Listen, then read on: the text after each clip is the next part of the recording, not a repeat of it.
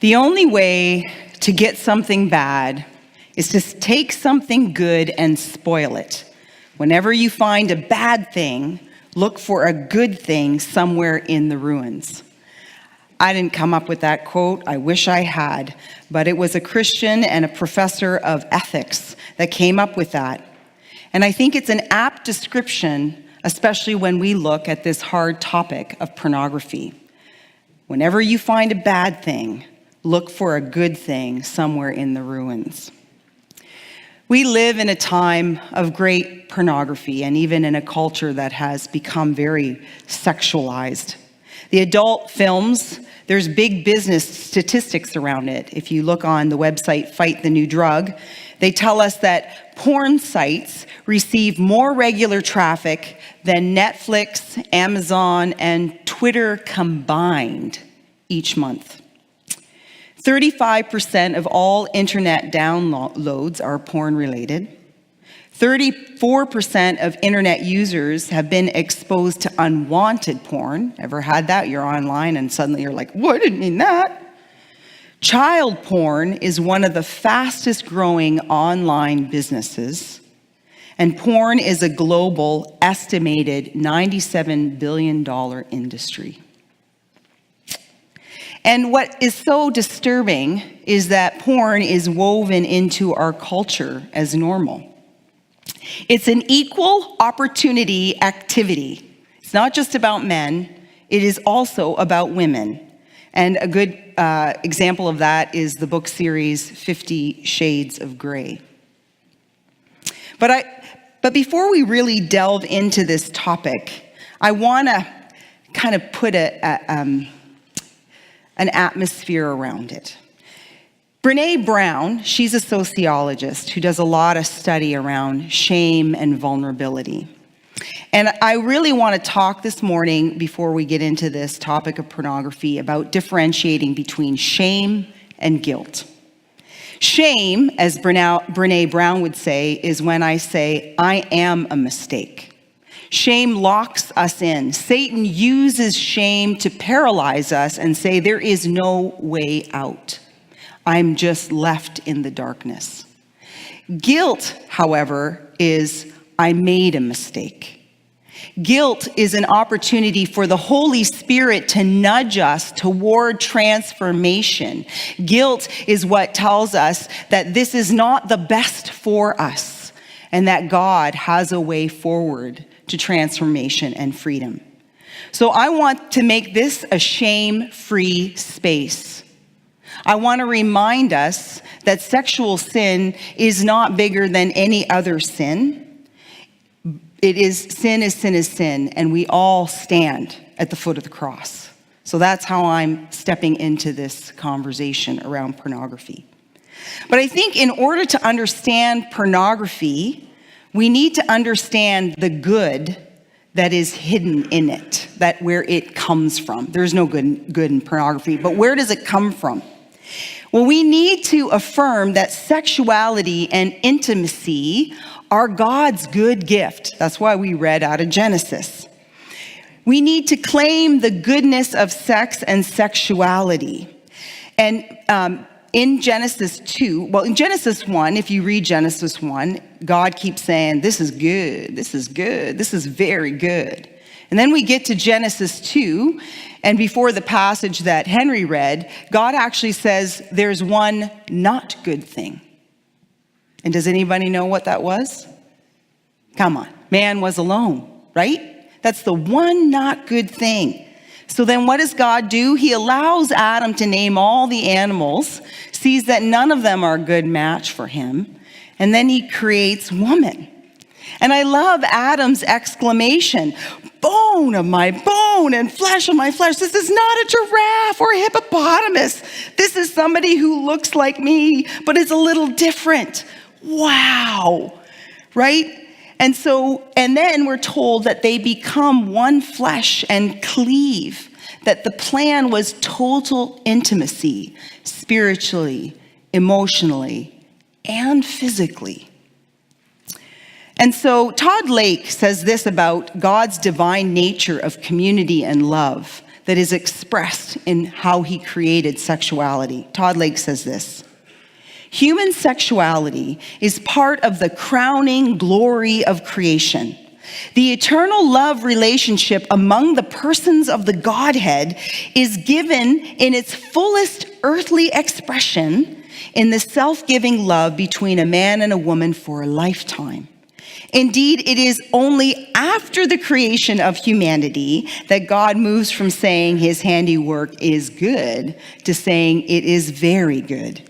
Any genuinely Christian understanding of sex must begin with the affirmation of its goodness.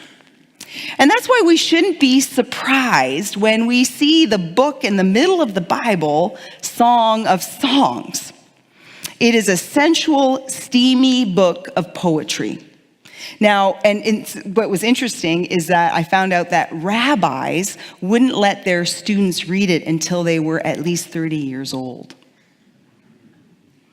Now, we read it and it's a little wonky. I mean, there's a few places that maybe make us blush, but we kind of go, it's a little strange. But it is a celebration of committed sensual love. Song of Solomon's chapter 8, verse 6 says, "Set me as a seal upon your heart, for love is stronger than death, passion fierce as the grave." Laura Singleton, who looks at Song of Songs, says that this comparison to the death and the grave points to the permanence of this love commitment. She goes on, when she looks at the Song of Songs, to highlight how the Song of Songs differs from pornography. And she gives several characteristics of it to say, this isn't pornography, this is about sensuality. First of all, it glorifies the normal. So that the one of the beloved says, "Your teeth are like sheep." And we go, what? Well, sheep are white, right? So he's admiring her good dental hygiene. And he says, "You smell like liquid myrrh and mixed wine." So he's even referencing her body smells. That's pretty normal human life. So he glorifies the normal. Another aspect of how it differs from porn is that they admire other qualities of each other. So they don't just focus on the visual, but they also focus on the voice, the smell, and the taste. And they focus on virtue, the godly character that they see in each other as arousing. Oh my goodness, your patience just turns me on. That's what happens. And then finally, how it's different from porn is that both partners have a voice in this love story. It's not just one over the other. There is an equality of expression. There is an assumed relationship back and forth, equality and a relational investment.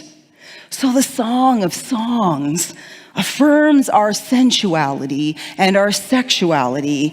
It demonstrates an appropriate way for sexual play and arousal that is actually celebrated and created by God.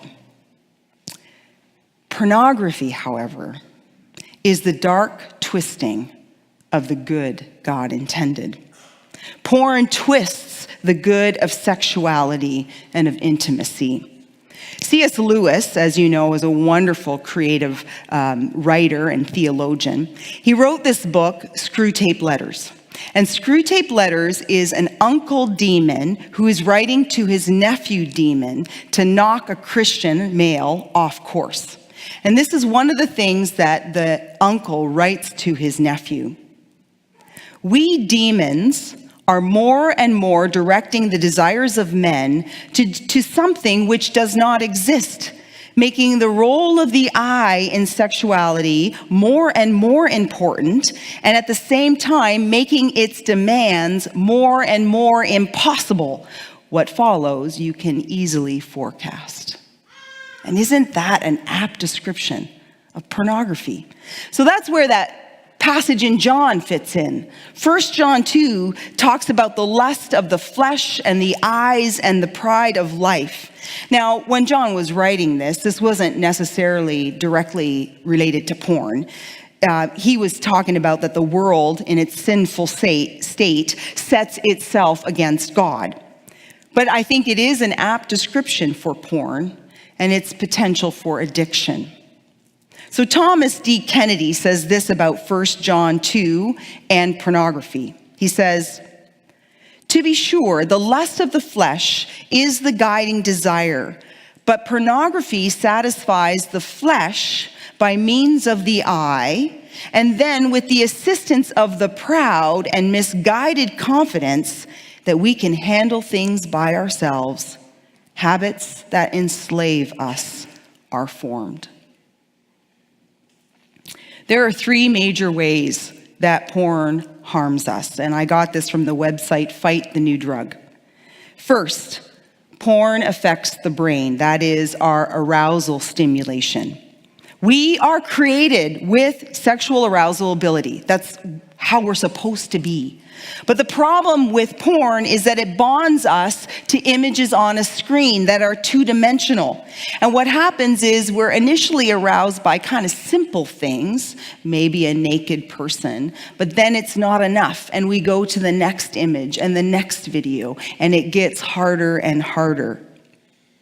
And what happens is our sexual preferences are changed, and it trains our arousal response.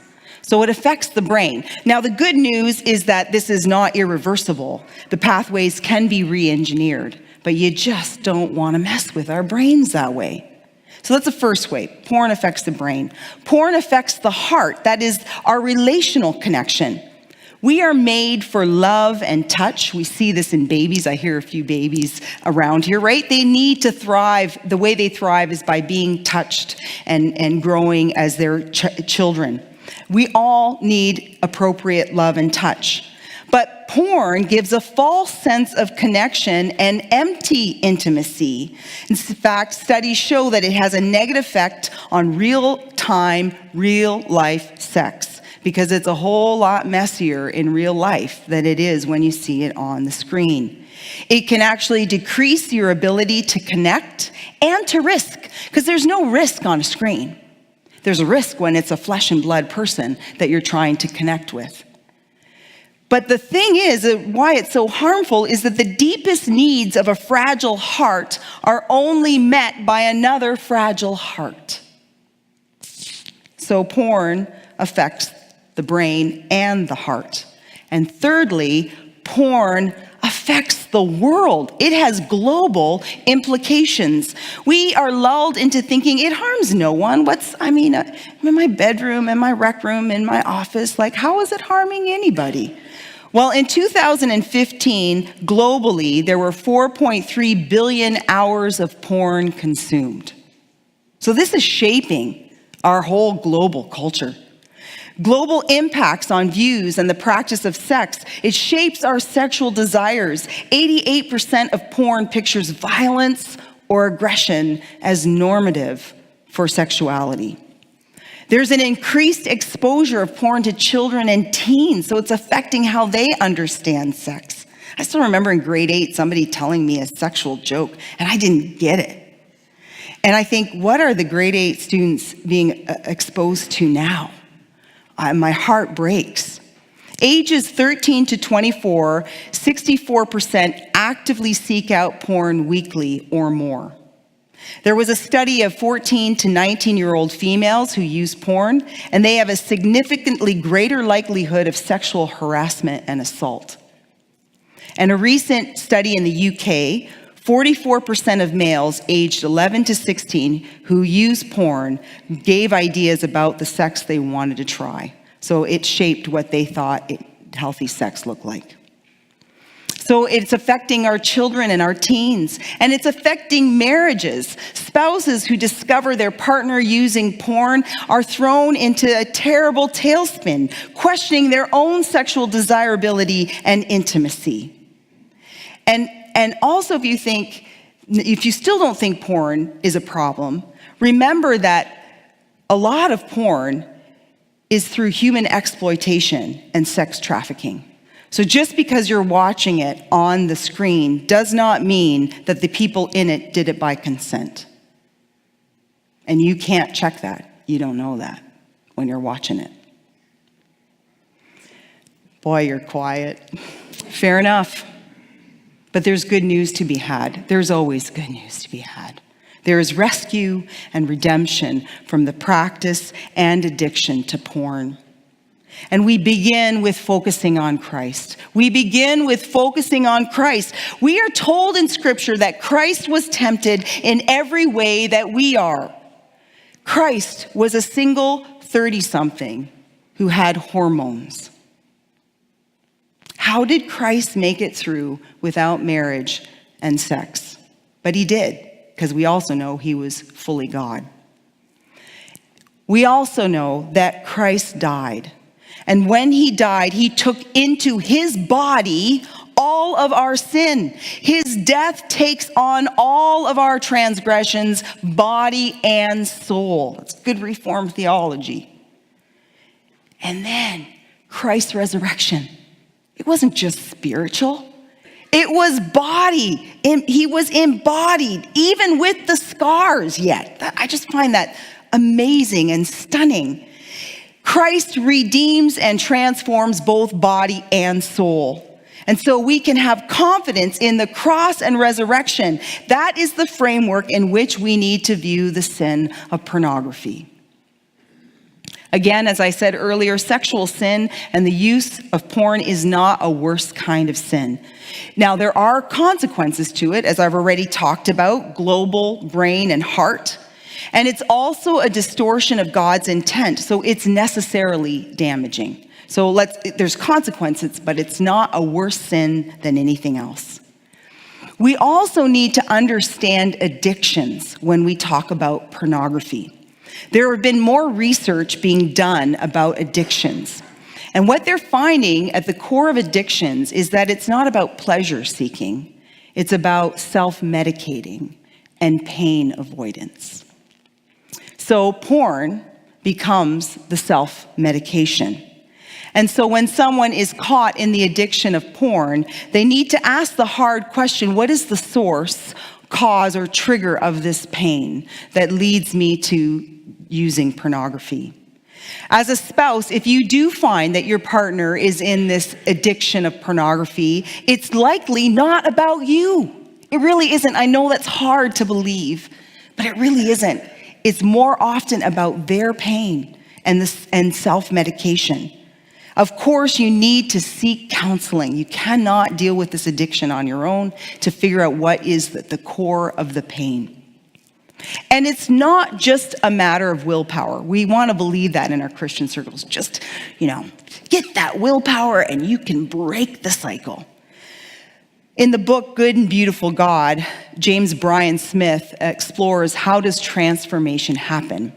And he actually suggests that willpower is a myth. He says this: most people assume when they fail to keep their resolution that they did not have enough willpower. They think of themselves as weak and feel badly about their failure.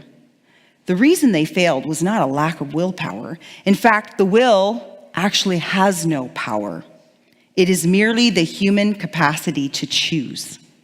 3 primary influencers of the will are the mind, the body, and the social context.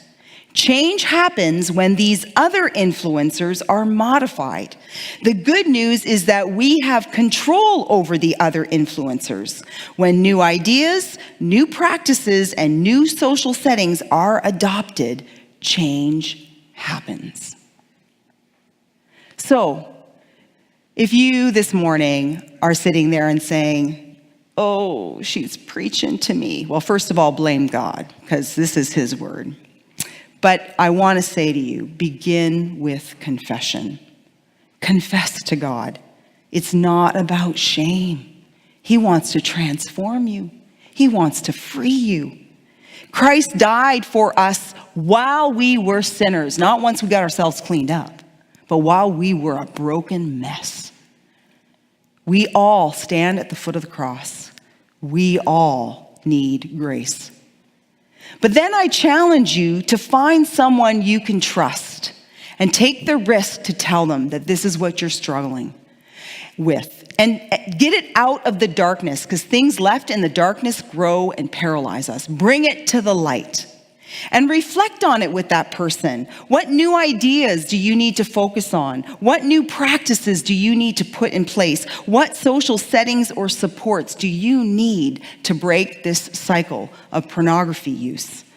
And if you are the person on the receiving line, somebody comes to you and says, I need to tell you I'm struggling with porn. Don't go, oh, that's not good. Just go, okay, thank you for trusting me enough to share this with me, and let's figure this out together. Sexuality and sensuality is a God-given gift, and we're not called to be prudes. Our sexuality and sensuality are gifts from God. Now, some of you here, I'm sure, are single, and you're wondering, what do I do with this? How do I deal with my urges? And so I encourage you to find healthy ways of expression. And I do not want to make light of this. I didn't get married till I was 38. So I know this struggle. And my primary love language is physical touch. So one of the things that I did was I got a dog. Because I can pet a dog. And she licks my face. And it's appropriate touch that helped me with that skin hunger. So singles, find good ways, appropriate ways. And our sexuality isn't just about touch and sex. It's about connection. So church family, make sure you're helping your singles find meaningful, intimate connections, appropriate ones, so that just helps with them with that hunger of that deeper connection. And then for married folks, I pray that you talk about your sex life, that you talk about this together. Embrace your sexuality and your sensuality. See the Song of Songs as a pattern for healthy eroticism.